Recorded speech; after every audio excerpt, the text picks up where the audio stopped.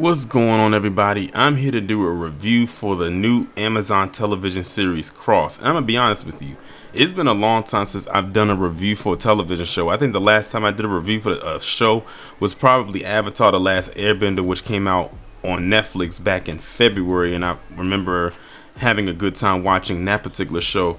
And it's crazy because 2024 has had some very good shows this year that I think starting like going into next year, I'm gonna start incorporating doing show reviews on my channel as well. Like I do the movie reviews, but I'll wait until the season is done of a show and then get ready to talk about it. That way I can talk about it all at one time instead of doing it episodically, because my channel is not a TV movie review channel. I just throw those in there, as like videos that I just do at my own leisure.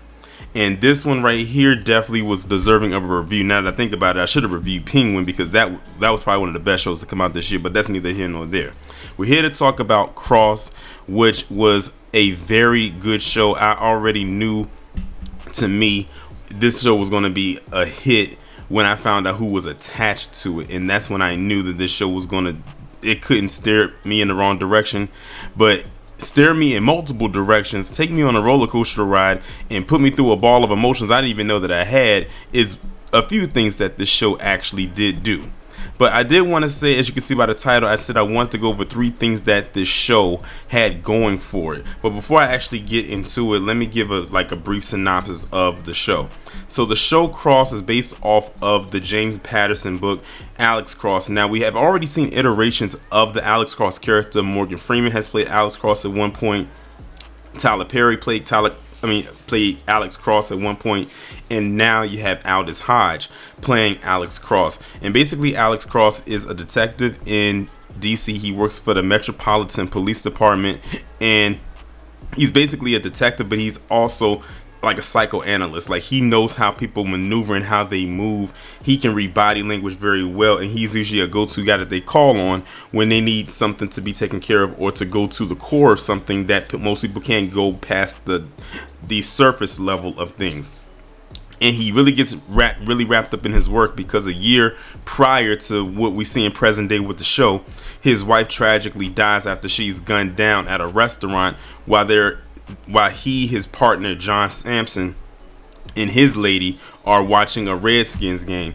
And then she walks off because she's going to the restroom, and then all of a sudden she gets taken out, but we don't know who does it. It's basically like an assassin style thing, and we don't know who killed his wife. And every iteration that I've seen of Alex Cross, his wife does die, and it's usually from the same thing that they do. So at least they're sticking to the source material when it comes to that. And now fast forward over a year later, he's working in the MPD. He is juggling between being a cop, a detective, and being a single dad to 2 kids, a son and a daughter, who go to a private school, and they live with his grandmother, who they call Nana Mom. And I'm gonna get to that in a little bit when I talk about the characters. And basically, his goal in this season is he has to find this person who is going out and killing these people while matching them up with serial killers, because the person is basically making a scrapbook of some sort of these well-known serial killers, and he's matching them with them, and he's making like his own shrine to it. That's some of the most demented things that you can. I mean, it's already demented with things that people have already done, but to go and look for a lookalike of them, and in the method that this person is doing it, is absolutely insane. And that's basically the mission of the show, at least one of them, because then something else happens that you forget about, and then it kind of comes back to the surface after you think that the mission is complete. And that's what I'm talking about when I say that this thing is nothing but a bunch of twists and turns. That's exactly what it is. But that's just a brief synopsis of the story right there. Now I'm going to get into the 3 things that I think that this show definitely has going for it, and why, look, after watching this season, I can see why it got green lit after they dropped the teaser trailer back in June. The first thing that they have going for it is definitely the characters, the actors, all of that good stuff. When I found out Aldous Hodge was attached to this, I was already locked in. Aldous Hodge, if I wasn't already a fan of this man's work before, after this series, I'm definitely a fan. I want this man to go far I think this right here should be the launch pad for him to get nothing but mainly leading roles, because up until this point, I've seen him in mainly supporting roles. He's done a lead role here and there, but mainly supporting. And I believe this one right here, he's going to really show his ability that he can carry not only a series, because we can see that he's carrying a series right now. I think this is his first lead in a series because he's been in other shows before. But this is the first time we see him as the lead. So now we can see that he can take on even bigger projects and bigger budgeted movies. And I hope them studios is watching, because word on the street is some people are saying that this guy should be the next T'Challa. So I hope Marvel Studios is watching, because it's still recast T'Challa over here. I'm just saying. But he did a phenomenal job. He made you connect with him. He made you feel like you was in an investigation with him. It got to a point where I almost started to take notes just in case, because I always say I'm a good reader of body language, but this guy is a good reader of body language, and he remembers, he internalizes things. He comprehends very well. He remembers things. If someone could have said something 2 weeks ago that you forgot, because something and so many things happen 2 weeks later and you don't know what's going on, and he'll remember it, internalize it, and then add it on to his case and his investigation. And it's so hard because he's working around a lot of people who are surface level thinkers. So sometimes they'll think that he's crazy or he's not fit to do it, even though he was called in to do the investigation. And like I said, he has to juggle life as being a detective and catching this killer, while also juggling life of being a single dad, a father to 2 kids, and, you know, living in the same home with his grandmother who's helping to raise the kids. And then it's amazing because, and that's going to go into my next point, when it comes to talking about the story and how everything connects with each other by the end of the season. It's crazy how all of it just kind of plays itself out. The next person I wanted to talk about that I like is John Samson. John Samson is played by Isaiah Mustafa. Most people, y'all who are of a certain age, know this man as the Old Spice guy. You know, the Old Spice commercials where he was the senator. That's Isaiah Mustafa. And that's really how he got his start, was that. And I saw him in that Medea, I think it was a Medea movie that he was in. I think it was Medea's Big Happy Family.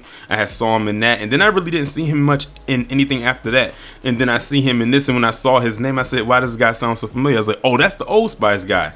He's doing a good job in this. He plays Alex's partner. He also basically is like the designated uncle to his kids. I guess you can say he's playing like an uncle godfather role to his kids, and he's just like, he's his right hand man. He's like a do or die. Like, he's always there by Alex's side, but he's also going to be Alex's, I guess you can say, conscience. Like, he's the one that's going to set him on straight and narrow, because sometimes with Alex being this character where he's always psychoanalyzing everything, sometimes it can go and overboard and overextend, sometimes even beyond his own control. And I guess you can say John is like the person that has to pull him back from the ledge. I guess you can say that's the best way to describe it, is with his particular character. But I do like John because, again, like, he's like the ride or die character. There is a scene in one of the episodes where Alex and John do have a riff with each other in the locker room, and when I tell you these two brothers acted their ass off in that scene, I really believe that it was 2 men who were just having an argument with each other for a disagreement. It didn't feel like they were acting. It's almost like, you know how you had, like, to my guys out here, you know how you can have an argument with, say, your blood brother or maybe a best friend, and y'all have a falling out. Y'all might say some things y'all might regret. Then y'all gotta go y'all separate ways, and then y'all come back together and act like nothing happened. That scene right there, they both brought their acting game. That was one of the best scenes to me in the entire season. If y'all watch the episode and that scene comes up, you'll completely understand what I mean. Like, Aldous Hodge and Isaiah Mustafa brought their A game in that particular scene. I mean, they did well overall throughout the season, granted, but that scene right there where they had to have the conflict with each other was very, very good. The next person I wanted to talk about is the character, I can't think of the actor's name, but the actor who plays Ed Ramsey. When I tell you this guy plays psycho and demented while pretending and putting on a guise like he's not crazy very well, and that's the perfect villain. When someone that knows they're doing something wrong, but they walk around and pretend like they're not. So he is the main protagonist, well, not protagonist, main antagonist of this movie, of this show, where he is basically this wealthy man and he's collecting all of these people who look like serial killers to make this scrapbook and basically make his own shrine, because he says he loves art, but his art is a little bit demented, not even a little bit but a lot, and I mean down to the T. I mean, this guy was kidnapping people and literally making them look just like the characters, and that actually gives a shout out to the art department, not the art department, but the makeup department, because whoever is in charge of makeup to make the people to look like the actual people, good job on that, and the casting. That those two departments right there definitely deserve some kudos just on that alone, because when he got to the woman to make her look like Eileen Warnos, oh my God, she could almost rival Charlize Theron when she played her in Monster all those years ago. It's crazy how much they had her, how much she looked like her. And that goes into the standpoint of Ed Ramsey. Again, this is a guy who has money, but he loves and craves attention and wanting attention so much, but he also has a very dark side in which, again, he kidnaps these people and he does everything. I mean, down to the thing of when it came to people who were put on death row, he made it where the people's last meal before he killed them was to eat the same exact last meal, down to the quantity of whatever the serial killer ate that he has them dressed like or disguised as. Like, that's how on point he was and meticulous he was to his quote unquote work, and he was determined to get his work to be completed because he wanted to quote unquote leave a legacy. What a legacy that he wants to leave behind. So that's Ed Ramsey. The next person I wanted to talk about, and that's one of my favorite characters, was Nana Mama, played by Juanita Jennings. I believe that's her name, Juanita Jennings or Juanita Jenkins. I can't believe I don't know what her last name is. But basically, she plays the grandmother. She plays the kid's great grandmother, but she plays Alex Cross's grandmother. And she basically is living with him, helping to raise the kids because he can't do it on his own, especially with his line of work, and because their mother is no longer alive. She basically stepped in to basically be like that motherly, grandmotherly figure inside the home to help take care of the kids. And shout out to Miss Niecy, because I told her that it's a character in this show that looks just like you and sounds just like you, and she watched the first episode and she believed me. And so Miss Niecy, so I'm shout out to you. I know you're probably watching this right now, but yes, she reminds me so much of her. But I loved her because I think she reminds everyone of everybody's grandmother, especially a black grandmother. She's real homely, she's real wholesome, she's very loving, but she gonna set you straight. She might have to cuss you out. She might have to put hand to ass right quick just to get you in line, just in case you get out of line. So I like her because she's so relatable. To me, she's a very relatable character all the way around. Some other characters that were on the show that I don't want to go too deep into is another character named Bobby Trey. Bobby Trey, my goodness, talk about a character that is completely and utterly unhinged. When you watch the show, if you haven't watched it already, but if you have watched it, you know how unhinged he is, especially with a scene that he had in episode 2 where he was inside of the hotel and he was on high off of that booger sugar and he was dancing around. I'm gonna just leave it at that. He was completely unhinged, and that's how he was the whole time. But we attribute that to the narcotics that he was on. But this guy was completely off of his rocker in every sense of the word. Then you have the other characters, like you have Alex Cross's kids. I forget the little girl's name, but I know the boy's name. His name was Damon. They're in private school, pretty much well behaved, but you can tell they're dealing with the stress and the drama of the loss of their mother. And then on top of that, because of what their dad does, and something actually does happen where Damon Cross's character, the son, actually gets into a conflict with another kid at school because of something that came out about his dad. But if you watch the series, you'll know exactly what it is that I'm talking about.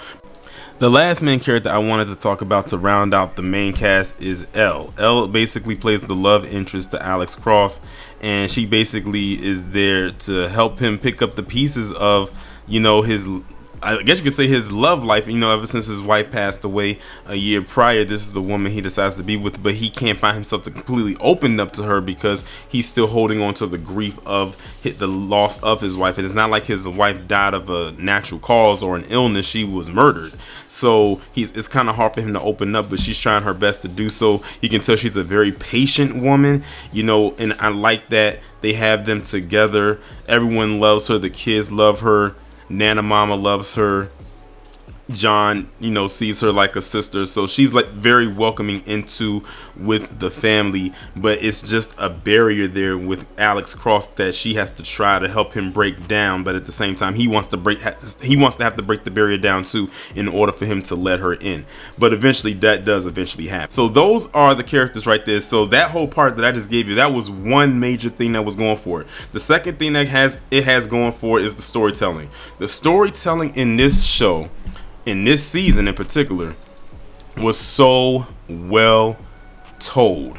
I mean, the pacing was good, the directing was good, the writing, oh my god, that script was so great. I don't know who the writer or the writers were for this season, but kudos to them and nominate them for some awards. I can see this show, hopefully, cross your fingers, that this show can get nominated for something because it deserves it. It really does. Everything about the script, the directing, the camera work, the maneuver, the choreography of how they had the maneuver was very, very well done. Again, the story was very good, and it seemed like when the story was over, it wasn't over, and it was so many twists and turns. I was sitting on somebody's panel the other day talking about how I felt like I was the story was twisting me into a pretzel, because I'm like, it was so many moments in there where I was literally yelling at my laptop screen. If I'm yelling at my laptop screen, that means you got me hooked in. I'm talking about, there are going to be times where you're going to yell at the screen. You're probably your jaw's going to drop. You are going to be locked in with this show. As a matter of fact, the series came out on a Thursday. I told myself, I know they dumped all the episodes, but I'm going to watch 2 episodes a day. I watched 2 episodes on Thursday. I watched 2 on Friday. Then I got to Saturday and I was done with episode 6. So I did 5 and 6, and I said, hold on. With the way episode 6 ended, I need to keep going because I can't wait another day. I said an asteroid could come crashing into the planet right now, and I'm going to go to my grave not knowing how the season ended. So why not? I ended up watching 7 and 8 on Saturday, and so glad that I did. And oh my God, episode 8 was absolutely insane. When I tell you, that was one of the biggest plot twists in the entire season. I don't even want to spoil it for you. I already said some things right now as far as spoilers, but that one I don't want to spoil it for you unless you've already seen the episode or the season as a whole. But I promise you, I did not see that coming. And I love when you have plot twists that happen that you don't see coming, because sometimes plot twists can happen and you be like, oh, that was kind of predictable. But this one I did not see coming, to the point where I had to rewind the part a little bit just to make sure I heard what I heard. And I'm gonna just leave it right there.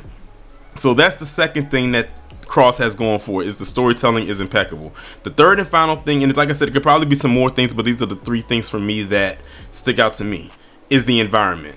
They shot it, or they at least shot most of it, in DC. And me being a DMV native myself, when I was looking at the environment and the stuff right there, I can tell what was shot here or in DC and what was probably shot somewhere else. And I'm looking at the environments and the places and the locations that they're going, and I'm pointing out this place and this place.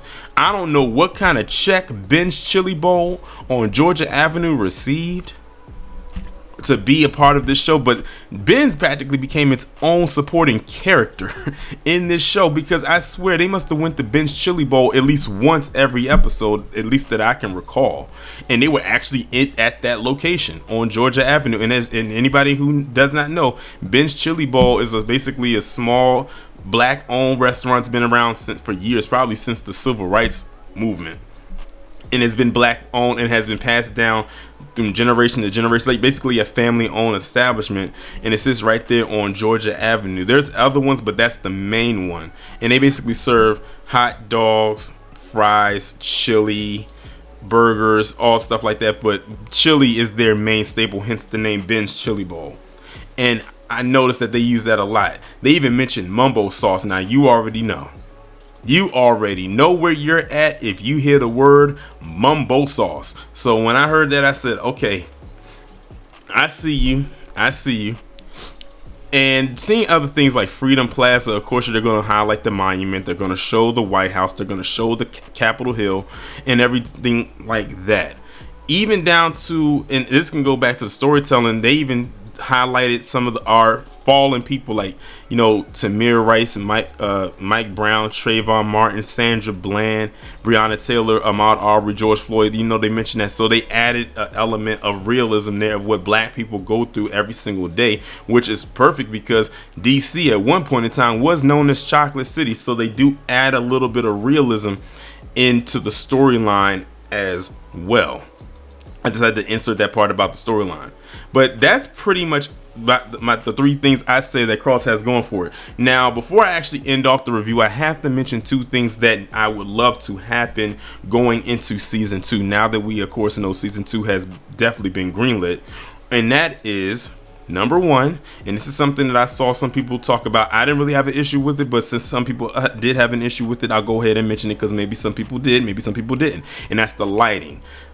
I don't know if they used some kind of a filter or if they meant to intentionally do it, but some parts were kind of dark. I've even heard people say that they felt like they had to lighten up their TV screens just to see a little bit better, but it didn't really work because that's just how it was. It's like they threw a dark filter on it, especially scenes that weren't well lit, like dark areas. They felt like it was a little too dark. Now, of course, when they were outside and it's lit, that's fine. But in areas where it was too dark and they couldn't see, they felt like that was a little too dark. So if they could lighten it up a little bit, that was fine. The other thing is have the episodes be week to week instead of dumping them all at once like Netflix does.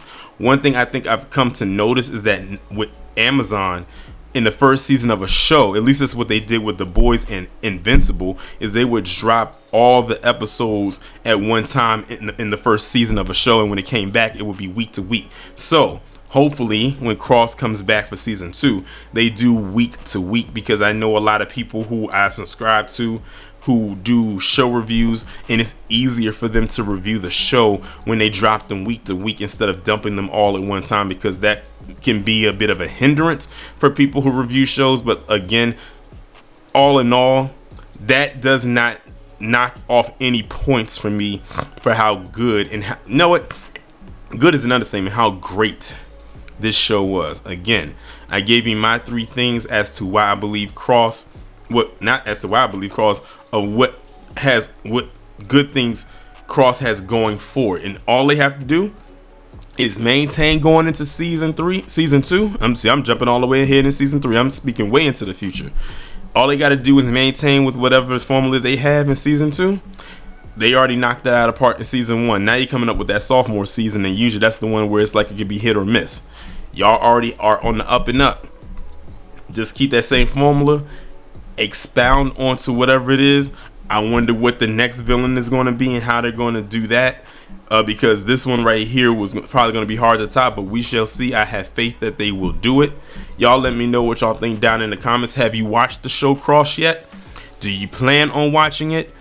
And is there anything else that you believe that if you have watched the show, that the show has going for it? Also, let me know your favorite moment in the show, your favorite character, all of that good stuff. And I will talk to you in the next one. Be safe and be one.